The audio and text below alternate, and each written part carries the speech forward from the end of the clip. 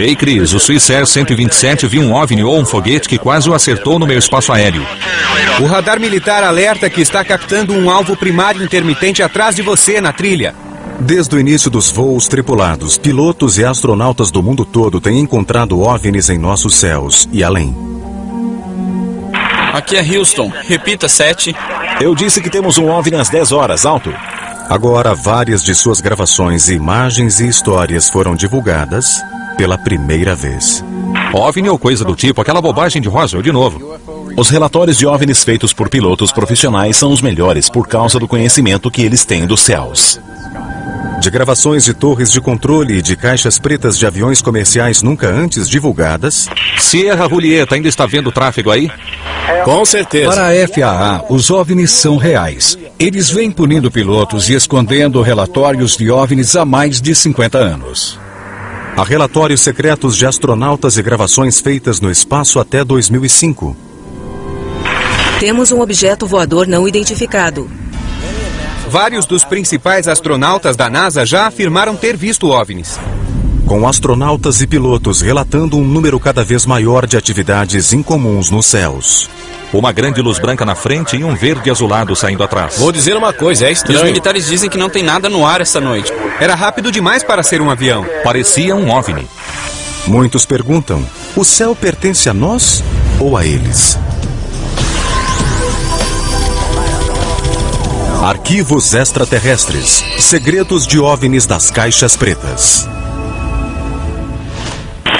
A notícia dada no último dia 17 de novembro de um OVNI visto sobre o Alasca chamou atenção especial. O avistamento foi feito por um piloto com 29 anos de experiência.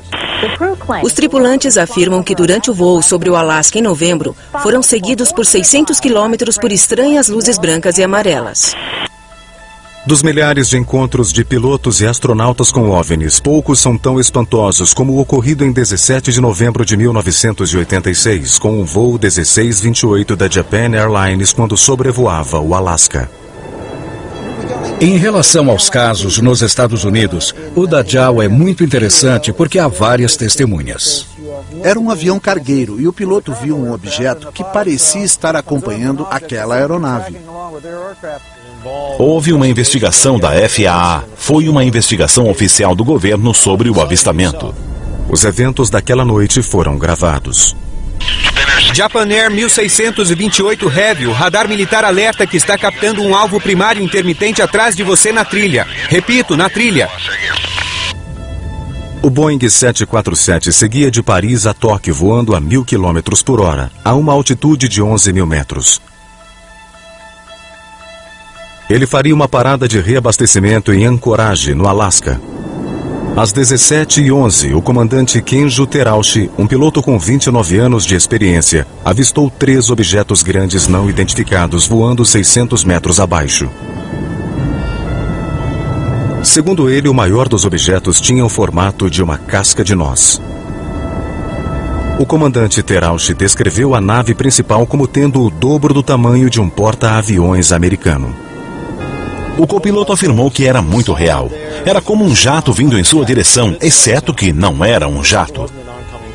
O 747 não era nada comparado a esse enorme disco voador. Após vários minutos observando os OVNIs, os pilotos perceberam que os objetos estavam na mesma velocidade que eles, 1000 km por hora. De acordo com o comandante, eles começaram a fazer movimentos que eram impossíveis para uma aeronave fabricada pelo homem. Então, sem aviso, as 2 aeronaves menores subiram em direção à janela do piloto. Elas chegaram tão próximas ao avião que, segundo o comandante, o brilho intenso deixou seu rosto quente. De repente, elas surgiram e vieram na direção da aeronave e oscilavam para frente e para trás quando se moviam. Elas pareciam estar a apenas 300 ou 600 metros na frente do avião, viajando a uns 1000 km por hora. Naquele exato momento, a comunicação por rádio com Anchorage ficou muda, deixando a aeronave num voo cego. Uma catástrofe quase aconteceu, mas os OVNIs sobem e desviam para a esquerda. Desviando do objeto, requisitando direção. 240. JAL 1628 Heavy, desvio aprovado caso necessário para tráfego. Ele é bem grande. À direita, informação. Formação. Em seu relatório oficial, o comandante Terauchi afirmou: tivemos de desviar daquele objeto. JAL 1628 ainda tem o tráfego. Desapareceu. JAL 1628. JAL 1628 Heavy, entendi que não está mais vendo o tráfego. Afirmativo. Momentos depois, uma mensagem urgente foi enviada da base de Elmendorf. O objeto não identificado aparecia no radar. Sim, é um traço 2 de novo. Confirmamos que há uma formação de 2 em torno de 1550. Um retorno primário apenas. Ok, onde está? Ele está seguindo? Parece que está, sim. Certo, aguarde. A frase formação de 2 indica que o JAL 1628 tem convidados indesejados, talvez com intenções hostis. O radar militar alerta que está captando um alvo primário intermitente atrás de você na trilha. Logo após essa confirmação, a FAA requisita o auxílio de jatos da Força Aérea. Você tem alguém para mandar lá ou quer fazer isso? Vamos falar com o oficial de ligação a respeito. Está começando a preocupar o JAL. Ele está fazendo um 360 e continua sendo seguido. Está bem, vamos ligar para o escritório militar. Embora os militares não tenham feito nada, o voo 1628 conseguiu pousar em segurança em ancoragem às 18h20. A grande cobertura da imprensa tornou este incidente um dos casos de OVNIs mais divulgados da história. Apesar do caso ainda provocar polêmica em torno das intenções dos objetos que seguiram o 747, até hoje o fato continua sendo um mistério. O 747 da JAL foi seguido por um disco voador. Os documentos misteriosamente desapareceram do escritório da FAA. 30 de janeiro de 1987. 2 meses após o caso da JAL, um evento similar ocorreu novamente no Alasca, desta vez com as Forças Armadas. Um KC-135 da Força Aérea que partiu de Anchorage em direção a Fairbanks relatou o contato com um OVNI a 6.000 metros de altitude. Existe tráfego para nós, cerca de 1 hora. Não sei bem a distância, mas na mesma altitude. Hector 29 negativo, não existe tráfego nesta posição. Segundo os pilotos, o objeto era muito parecido com o relatado pelo voo da JAL. Um objeto grande, silencioso e em forma de disco, maior do que um porta-aviões. Segundos depois, o controle aéreo perguntou se o KC-135 continuava vendo o objeto. O piloto respondeu que sim e que o objeto estava a 12 metros de sua aeronave. O incidente do voo JAL 1628 chegou a ser citado na conversa. Somos da Califórnia, de passagem aqui. É comum as pessoas verem esse tipo de coisa tirando o pessoal da JAL? Hector 29, é muito raro se ver esse tipo de luzes aí. 30 minutos depois, a torre de controle de Anchorage passou uma mensagem do escritório regional da FAA. Hector 29, o pessoal do controle de qualidade aqui em Anchorage pediu para você ligar para eles quando pousar. É referente ao objeto que estamos vendo? Afirmativo, senhor. Pilotos são ótimas testemunhas para OVNIs. Eles sabem o que é e o que não é normal nos céus. Eles veem todo tipo de aeronaves rotineiramente e quando um piloto relata um OVNI, a chance de ser verdade é muito grande. 31 de janeiro de 1987. Menos de 24 horas após o avistamento do KC-135, mais um incidente ocorreu nos céus do Alasca. Os pilotos do voo 53 da Alaska Airlines relataram um objeto em formato de disco, grande e brilhante, seguindo a aeronave. O radar de terra nada indicava, mas a velocidade da nave estranha alarmou os pilotos. Sim, está abaixo de nosso radar. Captamos um blip. Ele se move a 2 km por segundo. Passou na nossa frente e desapareceu. Ele foi rápido demais. Um piloto que relata um OVNI para a FAA pode muito bem entregar a licença no dia seguinte. A FAA, os militares e até autoridades civis não querem saber de OVNIs. Os primeiros encontros de pilotos com OVNIs ocorreram nos anos 20 e 30, muito antes de existirem gravações de caixas pretas e de conversas com as torres de controle. Os avistamentos de pilotos ocorrem desde o início com Kenneth Arnold. Kenneth Arnold estava voando de Washington para Idaho, quando avistou sobre o Monte Rainier 9 aeronaves viajando de leste para oeste. Foi este homem, Kenneth Arnold, de Boise, Idaho, que deu início à era do disco voador. Nesse momento houve um enorme clarão. Eu olhei para o norte e foi quando vi de onde vinha o clarão. Era uma formação de uma aeronave muito peculiar. A segunda nave tinha um formato mais ou menos crescente. E claro, fiquei pensando o tempo todo que era o avião mais estranho que eu já tinha visto. Ao pousar em Yakima, Washington, em 24 de junho de 1947, Arnold fez o que se tornaria o primeiro relato sobre OVNIs de um civil ao governo. Ele descreveu aos repórteres objetos que pareciam, segundo ele, discos deslizando sobre a água. Alguém adaptou o que ele disse para o termo disco voador, e esse foi o começo de tudo. Seu relato oficial feito para a inteligência do Exército e da Força Aérea é visto aqui pela primeira vez na televisão. Arnold descreve os OVNIs como finos, arredondados na frente e pontudos atrás, e que não pareciam girar ou rodar. Ele viu a nave se mover e brilhar no sol. E, segundo ele, quanto mais observava, mais incomodado ficava, pois estava acostumado com todos os objetos voadores. O caso de Arnold foi muito importante porque antes disso não se falava abertamente sobre objetos com formato de disco voando por aí. E não ficamos mais sem OVNIs ou discos voadores desde então. A seguir, os céus sobre a Nova Inglaterra são abalados pela presença de 3 OVNIs, todos capturados em filmes. Tem alguma coisa voando nessa área? Negativo, o 105 deu a volta. É que eu tive relato de 2 OVNIs.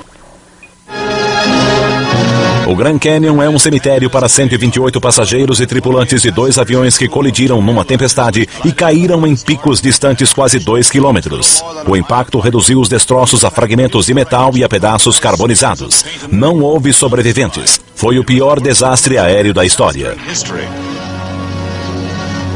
Embora algumas caixas pretas e gravadores de voz tivessem sido usados por militares na Segunda Guerra Mundial, foi somente após um grave acidente aéreo em 1956, a 300 quilômetros da Área 51, que gravadores de bordo tornaram-se obrigatórios nos Estados Unidos. Um grave acidente no Grand Canyon fez as autoridades obrigarem as empresas a equiparem os aviões com um sistema de gravação de áudio. A partir da obrigatoriedade das gravações, foram registrados centenas de relatos sobre luzes estranhas, riscos de acidentes e objetos voadores não identificados. 3 gravações recentes feitas na Nova Inglaterra serão apresentadas neste programa pela primeira vez. Um dos casos mais fascinantes foi o do Lufthansa 405, que viu um OVNI perto de Long Island em 18 de novembro de 1995. 18 de novembro de 1995. Voando sobre Long Island, o voo 405 da Lufthansa, um Airbus 340 a caminho de Frankfurt, na Alemanha, entrou em contato com o controle de tráfego aéreo de Boston. Os pilotos relataram um objeto voador não identificado passando a 900 metros do avião. Deve estar na nossa cauda a 16 quilômetros. Passamos por ele há 1 minuto e foi muito estranho. O OVNI foi descrito como um objeto cilíndrico, longo, com uma luz branca na frente e uma longa cauda verde. O estranho objeto também foi visto pelo voo 226 da British Airways, um 747 que vinha de Londres e estava ao norte do OVNI. O codinome do voo da British Airways é Speedbird. Na verdade, parecia um tráfego oposto 600 metros acima. Tinha um forte rastro de vapor que parecia mais com fumaça. E a luz na frente era muito brilhante. Ei, Lufthansa 405, a que distância ele passou? O tráfego passou? Foi bem perto, como o Speedbird falou. Acho que uns 600 metros acima da asa esquerda, a 1,5 km. Parecia ser um OVNI. A torre de controle de Boston entrou em contato com Giant Killer, a divisão de vigilância e controle de área que monitora o espaço aéreo do Nordeste dos Estados Unidos. Giant Killer. Ei, tem alguma coisa na área? Negativo, o 105 deu a volta. Acabei de ter um relato de 2 OVNIs. Verdade? 2 aviões relataram luzes se movendo acima deles. Não tinha tráfego algum na área. Passaram a 2 quilômetros deles, uns 900 metros acima na direção oposta. Pode ter sido um meteorito, não temos nenhuma aeronave por lá. Os pilotos afirmaram que o objeto tinha luzes brilhantes e deixava uma trilha de vapor verde, diferente de qualquer trilha de vapor já vista. Os 2 pilotos questionaram imediatamente a ideia de que o objeto fosse um meteorito. Lufthansa 405, você afirma que com certeza não era um meteorito? Estava muito baixo, eu não sei. Lufthansa 405 Heavy. Aqui é Speedbird 226. Não podia ser um meteorito porque estava voando nivelado. Parecia mais rápido que uma aeronave normal. Viajava numa linha reta, nivelado. Speedbird 226, obrigado. Vamos verificar. Vamos fazer um relatório. Não sabemos o que era. E os militares dizem que não tem nada no ar hoje. Embora a autenticidade desta gravação seja inquestionável, governo e empresas nunca comentaram esse incidente sobre a Nova Inglaterra. 2 anos depois, Boston seria o epicentro de outro encontro entre pilotos e OVNIs. Mas desta vez, o encontro por pouco não provocou uma colisão. O incidente foi registrado pelo gravador da caixa preta. 9 de agosto de 1997. O voo 127 da Swissair está a caminho de Zurique, na Suíça. O piloto Philip Bobet e o primeiro oficial Kurt Grander estão no comando. A 7.000 metros a visibilidade é excelente, sem qualquer nebulosidade e céu totalmente azul. Até que uma aeronave não identificada invade o espaço aéreo do avião. O piloto imediatamente entra em contato com o controle do tráfego aéreo de Boston. Swissair 127, prossiga. Sim, senhor. Não sei o que era, mas passou a uns 60 metros acima de nós. Não sei se era um foguete ou outra coisa, mas extremamente rápido na direção oposta. Rápido demais para ser um avião. Mais tarde, no relatório oficial, Bobet descreveu o UFO como um grande objeto cilíndrico brilhante sem asas, parecido com um tubarão branco. O escritor Don Berlinder obteve por meio judicial o áudio gravado pela FAA e os registros escritos do incidente. O caso da Swissair é significativo porque o objeto descrito é incomum e as pessoas que relataram têm excelentes credenciais. São pilotos comerciais experientes. Pouco depois, a torre de controle de Boston entrou em contato com outro operador que estava prestes a assumir o voo. Ei, Chris, aquele Swissair 127 disse que um OVNI ou um foguete quase bateu nele no meu espaço aéreo. Um OVNI ou um foguete quase bateu no Swissair 127? Passou por cima dele, uns 100 metros. O relatório oficial dos pilotos classificou o objeto como um OVNI, descrevendo seu formato, cor e velocidade. No entanto, as autoridades concluíram que o objeto visto pelos pilotos era um balão meteorológico lançado pelos militares. Não eram pessoas que seriam enganadas por balões meteorológicos, porque isso é relativamente comum para os pilotos. É muito difícil confundir um balão com outra coisa qualquer. Avistamentos de OVNIs não são exclusivos do Nordeste dos Estados Unidos. Na verdade, casos como esses têm se repetido em todo o país. Em 28 de fevereiro de 1996, na região do Meio Oeste, foram vistos objetos semelhantes a aviões viajando a velocidades incríveis. Este caso envolve 2 aeronaves comerciais, o Air Shuttle 5959 com destino a Cleveland e o Mesaba 3179, que seguia de Detroit a Michigan. O incidente foi registrado pela Torre de Cleveland. A Torre de Cleveland foi avisada por um voo que vinha de Detroit de uma estranha luz muito perto deles. Ninguém sabia o que era aquela luz. Air Cleveland, Air Shuttle 5959. Estamos vendo tráfego. 12 horas, baixa altitude. Você o tem no radar? Air Shuttle 5959 negativo. Não tem nada na sua frente. Pode estimar a altitude Estamos entre dele? camadas aqui. Eu diria que uns 900 metros abaixo de nós. Parece que tem uma luz pulsando. Eu não sei. 16 quilômetros de distância. Foi a noroeste de Detroit que foi avistada essa luz? Sim. Foi onde eu vi uma luz branca brilhante, às vezes piscando debaixo das nuvens. 2 relatos de aeronaves diferentes e os 2 pilotos descreveram a mesma luz brilhante entre as nuvens. A torre de controle questionou se a luz não poderia ser uma sinalização de pouso. Air Shuttle 5959, o tráfego que você viu antes, você continua vendo? Air Shuttle 5959 afirmativo. Não sei se estamos nos aproximando dele ou não, mas parece que tem uma luz rodando em torno dele com um formato de disco. OVNI. Mesaba 3179, está vendo a mesma coisa? Eu vi saindo de Detroit e pensei. Tudo que eu vi foram 2 grandes clarões de luz, mas pareciam estar debaixo das nuvens a uns 3.000 metros.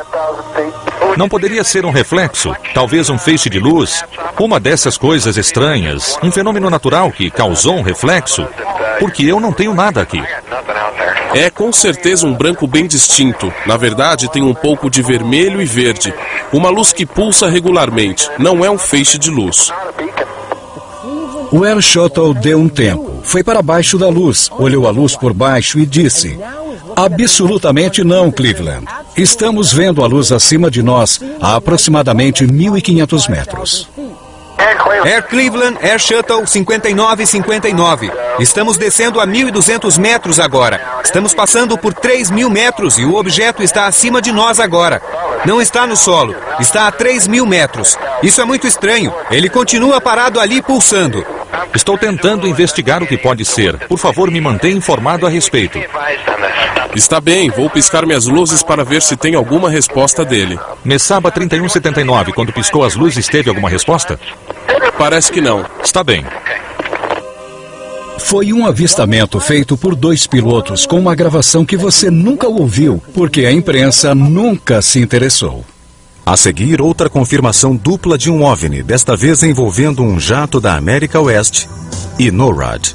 O sujeito com certeza o viu passando por todo o seu avião, veio direto dos arquivos X. E mais tarde analisaremos as provas de avistamentos de OVNIs durante as missões Apollo da NASA. Em 25 de maio de 1995, ocorreu um evento excepcional envolvendo OVNIs a mais de 11.000 metros de altitude. Um enorme OVNI foi visto pela tripulação de um avião da América West. O que torna marcante este evento na história das gravações de caixas pretas é que pela primeira vez houve o envolvimento de uma agência do governo, NORAD, que monitora o espaço aéreo norte-americano. No caso da America West Airlines, houve a participação breve do governo. Alguém do controle de tráfego aéreo disse a um tripulante que tinha entrado em contato com o NORAD, que confirmou no radar a presença de alguma coisa na área e depois negou. A Força Aérea confirmou que tinha um objeto e o NORAD, Comando de Defesa Aérea, disse: sim, detectamos algo. O America West voo 564 voava de Tampa, na Flórida, para Las Vegas, em Nevada. O comandante Eugene Tollefson e o primeiro oficial John Waller estavam no comando viajando a 13.000 metros sob Bovina, no Texas.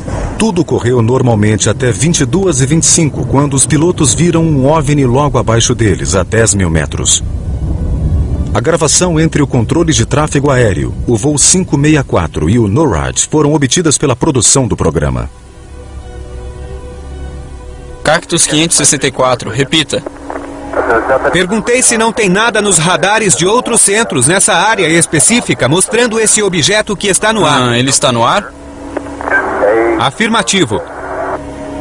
Qual é a altitude? Não sei, por volta de 10.000 metros, com luz estroboscópica. Está indo no sentido anti-horário e o comprimento é incrível. O objeto pulsante tinha mais de 120 metros de comprimento, mas era invisível ao radar. Imediatamente, o controle de tráfego aéreo entrou em contato com a base da Força Aérea Cannon em Clovis, no Novo México. É Cannon, pode falar. Um sujeito a 13.000 metros disse ter visto algo a 10.000. O comprimento é incrível e tem luz estroboscópica.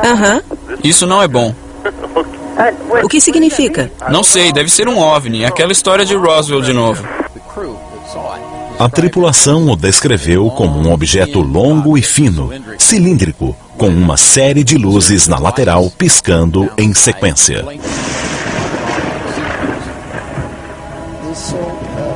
Viram um objeto em forma de charuto voando com luzes estroboscópicas, num comprimento de 100 metros, enorme. Segundos depois, um Nighthawk F-117A tinha decolado da base da Força Aérea Holloman e foi alertado pelos controladores de voo. O caça vê alguma coisa. Rock 85, nos próximos 2 a 3 minutos, fique atento à sua direita para alguma coisa a 3.000 metros. Uma aeronave reportou algo. Não era um balão meteorológico. Era longo, branco, com uma luz estroboscópica. Avise se vir algo. Tem algum tráfego na minha asa esquerda agora? Tem algo passando à sua esquerda em 12, em 31, direção oeste. Tem alguma coisa um pouco abaixo de nós, na asa esquerda. O Nighthawk relata um objeto passando por sua asa esquerda. O America West 574 tem a mesma experiência momentos depois. O objeto chega muito perto das duas aeronaves. A tripulação do America West entra em contato com o controle de tráfego aéreo novamente. Estamos todos aqui pensando nisso. Com o relâmpago, deu para ver o objeto escuro. Tinha formato de charuto. Pela altitude que vimos e o comprimento nos confundiu, porque parecia ter uns 100 ou 120 metros. Então não sabemos se é um fio com luzes nele, mas as luzes foram acendendo da esquerda para a direita, sentido anti-horário. Foi muito assustador. O objeto sumiu de repente da visão do voo 564. Em seguida, o controle de tráfego aéreo entrou em contato com a Central de Defesa Aérea do NORAD, na base da Força Aérea McChord, em Tacoma, Washington. Tem uma coisa em comum e quero perguntar se sabem sobre algo que está acontecendo lá. 2 aeronaves relataram sobre um objeto de uns 120 metros com formato cilíndrico e luzes estroboscópicas. Oh. A 10.000 metros. Não temos nada lá em cima que eu saiba. É. O sujeito viu o objeto percorrer a lateral do avião. É coisa de arquivo X. Com certeza é um OVNI ou algo do tipo. Vocês estão falando sério? Sim, ele falou muito sério e ele olhou, viu o objeto. Minha nossa! 13 minutos depois, o controle de tráfego aéreo de Albuquerque voltou a falar com o NORAD. Só que desta vez havia algo. Um pouco antes, alguém ligou aqui falando de um piloto que viu um objeto não identificado. Sim, fomos nós. Bom, estamos fazendo uma varredura na região onde pode ter acontecido. Estamos rastreando há uns 3 ou 4 minutos.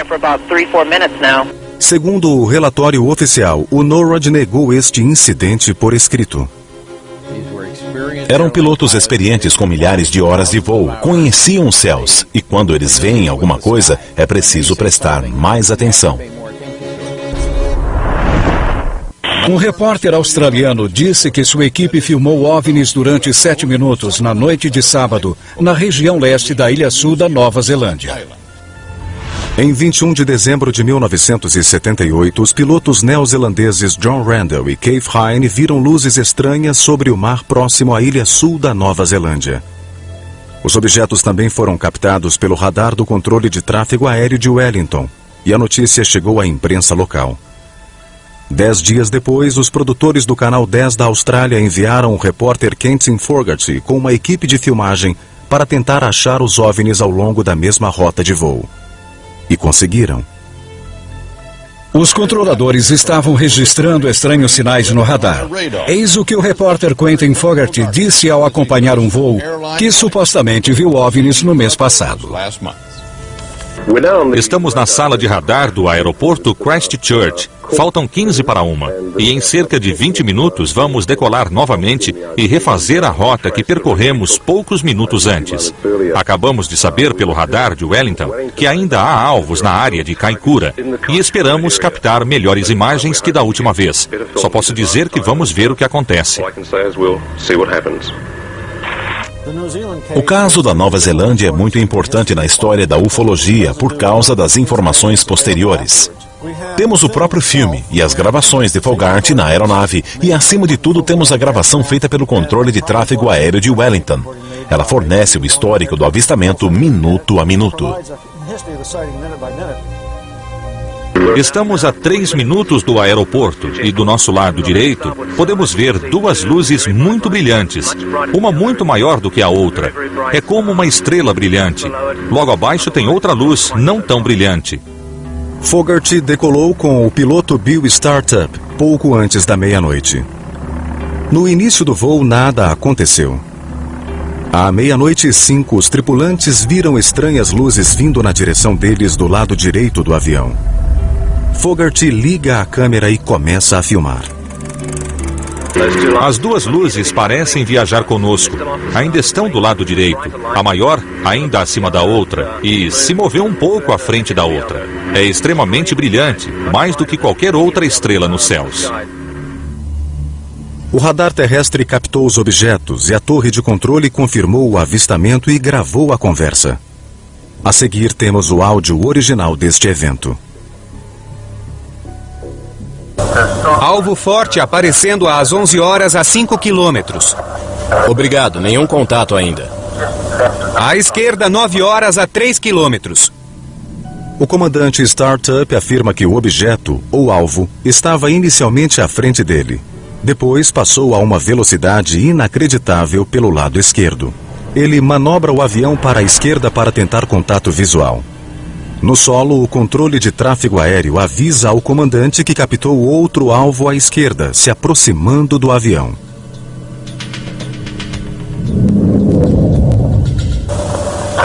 O alvo está a 12 horas 5 quilômetros. Confirmado, tem uma luz piscando. Agora estou olhando para o lado direito da aeronave e temos um objeto confirmado pelo radar de Wellington. Já nos segue há algum tempo. Está a 6 quilômetros de distância e parece uma estrela bem fraca, mas aí emite uma forte luz branca e verde. O comandante Startup consegue se aproximar e vê que o objeto tem uma série de luzes azuis pulsando rapidamente. Para sua surpresa, o objeto aumentou de tamanho. Houve um evento interessante em que o objeto chegou tão perto da aeronave que para o radar de Wellington ficou parecendo que a imagem da aeronave no radar tinha dobrado de tamanho. Um forte alvo em formação com você agora. Seu alvo dobrou de tamanho. O alvo com o dobro do tamanho permaneceu na tela do radar durante 36 segundos. Em seguida, voltou ao tamanho normal. A luz azul está bem ali. Este é o objeto que parecia viajar junto com a aeronave e foi captado pelo radar. O Dr. Bruce Maccabee recebeu uma cópia do filme em 16mm diretamente da rede de TV australiana em 1979. Rolo 4, tomada 10. O filme completo e sem edição nunca antes havia sido exibido. Especialistas consideram essas imagens as mais completas evidências já registradas de um OVNI. Este é o famoso filme feito na Nova Zelândia em 31 de dezembro de 1978. O cinegrafista está no assento entre o piloto e o copiloto. A imagem treme porque a câmera está em seu ombro. Eles viram esta luz à direita, e a luz com o tempo fica fraca e forte. Assume vários formatos. Esta é a luz piscante que você precisa analisar quadro a quadro para ver o que acontece, quando ela vai de um branco muito brilhante a um laranja fraco. A imagem vai para o lado e então ele virou a câmera um pouco para centralizá-la.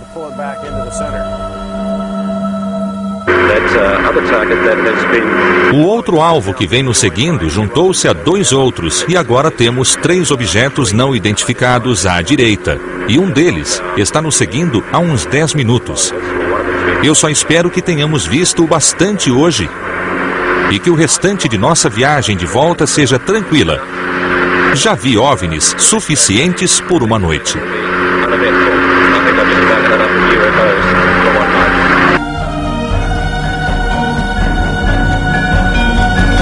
A coisa é mesmo assim. Segunda, 1º de janeiro de 79. Eu sou Walter Cronkite, CBS News. Boa noite. O avistamento de OVNIs não ocorre somente na atmosfera terrestre. No início dos anos 60, durante a corrida espacial, astronautas e cosmonautas começaram a testemunhar estranhos eventos no espaço sideral. Em 1958, quando a NASA foi formada, eles literalmente esperavam fazer contato com vida extraterrestre. 4 de dezembro de 1965. 4 horas e 24 minutos após o início de uma missão de 14 dias. Os astronautas da Gemini 7, Frank Borman e James Lovell, ambos pilotos de testes das Forças Armadas, executavam tarefas de rotina. Às 22h34, quando a cápsula sobrevoava o Havaí, ambos veem um objeto brilhante, ou bog, voando acima da cápsula. Borman entra em contato com o controle da missão em Houston. O que ouvirão a seguir é a transmissão real. Gemini 7 está ouvindo bem? Alto e claro, 7. Prossiga. Tenho um bug às 10 horas. Aqui é Houston. Repita, 7. Eu disse que tenho um bug às 10 horas. A gravação termina repentinamente. A NASA afirma que o objeto é um foguete auxiliar da nave. Lovell responde que consegue ver o foguete também, além de vários avistamentos reais. Eu lembro de ter ouvido isso pelo rádio do carro. Falei com a NASA e eles confirmaram que a frase usada foi: "Temos um bug em vista." No relatório oficial da NASA, publicado em janeiro de 1966, não há qualquer menção a essa gravação. Lovell e Borman jamais comentaram publicamente essa conversa. Em relação ao público americano, a NASA nega a existência de OVNIs. Eles vêm cobrindo isso desde o surgimento do voo espacial. Desde o início do programa espacial, a NASA registrou inúmeros relatos de avistamentos. 13 de setembro de 1966. Os astronautas Richard Gordon e Charles Conrad da Gemini 11 avistam algo estranho em sua 16ª volta em torno da Terra 27 horas e 47 minutos após a decolagem. Conrad comunica ao controle de terra ter visto um objeto não identificado 80 quilômetros abaixo. É metálico e gira a mais de uma revolução por segundo. Ele pega a câmera e tira 3 fotos. O objeto desce rapidamente e desaparece. Aqui estão as fotos tiradas por Conrad a bordo da Gemini 11. E o NORAD informa que a única coisa que podem imaginar é um foguete de um satélite russo. O pessoal da NASA descarta a explicação do NORAD imediatamente. O caso da Gemini 11 é o único que a NASA considera como sendo não identificado. No entanto, a Gemini 11 não foi a última missão da NASA a ter encontrado OVNIs. Na verdade, os casos se tornaram mais numerosos após o início do programa Apollo. Os astronautas da Apollo eram seguidos por OVNIs. Dizem que Neil Armstrong viu OVNIs. Muitos astronautas viram. Eles não falam sobre isso publicamente, mas deveriam. Houston, é a base da tranquilidade aqui. A águia pousou. A missão da Apollo 11 registrou naves seguindo a cápsula, assim como objetos fotografados pelos astronautas na superfície da Lua.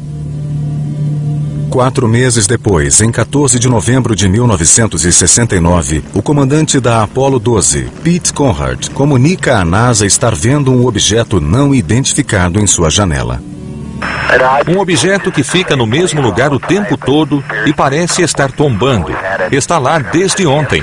Parece estar nos acompanhando.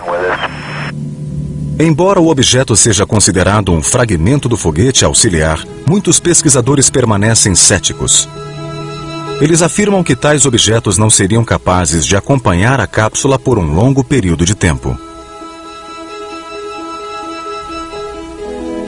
Com o fim das missões Apollo e o início da era do ônibus espacial, especialistas acreditam que abriu-se a porta para o aumento da atividade de OVNIs no espaço sideral. Em 1981, teve início o programa do ônibus espacial e, com ele, uma onda sem precedentes de avistamentos de OVNIs, incluindo uma evidência registrada em áudio e vídeo. Uma gravação polêmica vem de um voo do ônibus espacial Discovery, em 13 de maio de 1989. O astronauta John Blaha relata uma visão incomum. Uma das transmissões da NASA que vazou ocorreu em 1989. Um dos astronautas disse: "Ainda estamos vendo os alienígenas. Claro como o dia." A gravação seguinte foi interceptada por um rádio amador em Maryland. Houston, aqui é Discovery. Ainda temos a nave alienígena sob observação. Até hoje, a NASA não confirma nem desmente a veracidade dessa transmissão. O ônibus espacial tem 2 canais de rádio. Um deles é público e todos nós, quando a NASA está transmitindo, podemos ouvir o que os astronautas estão falando. O outro canal é um canal codificado do Departamento de Defesa e é nele que as verdadeiras conversas acontecem. O novo século promete novos casos de avistamentos na NASA. Uma gravação extraordinária ocorreu a bordo do voo STS-73. A especialista da missão, Catherine Coleman, vê algo curioso no terceiro dia da missão de 15 dias. Foi em 21 de outubro de 95. Temos um objeto voador não identificado. E nada depois. Quer dizer, Catherine estava lá flutuando. E foi aí que eu acho que eles entraram no canal codificado e continuaram a conversa. O pesquisador David Sereda estuda fenômenos incomuns no espaço há mais de uma década. Segundo ele, a NASA continuou gravando, mas em uma frequência secreta, nos deixando mais perguntas do que respostas. Temos um objeto voador não identificado. Missões recentes também registraram avistamentos de estranhos objetos. Segundo Sereda, algumas das evidências mais fortes de OVNIs no espaço são de 6 de agosto de 2005, do voo STS-114. O ônibus espacial viajava a 30 mil quilômetros por hora em torno da Terra. Então, o objeto devia estar em uma velocidade muito maior para alcançar o ônibus espacial, voar ao lado dele e depois sair na outra direção. Esta é a imagem feita do ônibus espacial. Mesmo considerando que está a poucos quilômetros do ônibus espacial, é óbvio que é um OVNI muito grande. O objeto entra rapidamente, muda de velocidade e de direção, em seguida sai de cena. A trajetória e a velocidade do objeto desafiam todas as leis da física, levando os pesquisadores a tirarem as próprias conclusões. Quando se aproxima a imagem em qualquer mídia digital, ela fica quadriculada. Assim, algumas das formas retangulares que se vê são pixels, mas dá para ver uma mancha de luz arredondada em torno delas. Dá para diferenciar as formas desse modo. De modo algum, isso são fragmentos. De modo algum, é outro satélite. Quando se faz o processo de eliminação, o que estamos vendo no voo STS-114 é, na verdade, um OVNI. Não existe nada lá que seja assim. Como a NASA não faz comentários sobre OVNIs, a autenticidade das gravações e avistamentos não pode ser oficialmente confirmada, deixando muitas questões em aberto.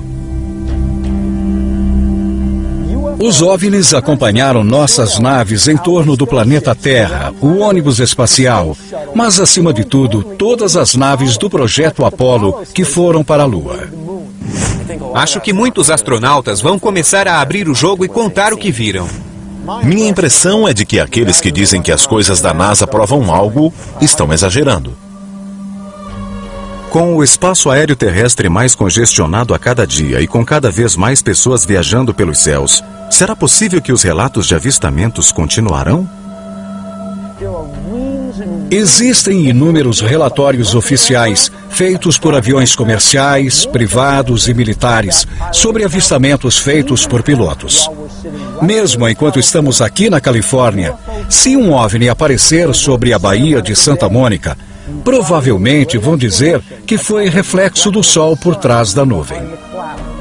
Desde o início da aviação, são inúmeros os relatos de pilotos experientes que viram fenômenos estranhos e tiveram encontros com OVNIs. À medida em que nossos pilotos deixam a atmosfera terrestre e seguem para o espaço, muitos continuam a se perguntar: os céus pertencem a nós ou a eles? 3179, temos um passageiro tirando fotos dele agora. Luzes verdes, parece um OVNI.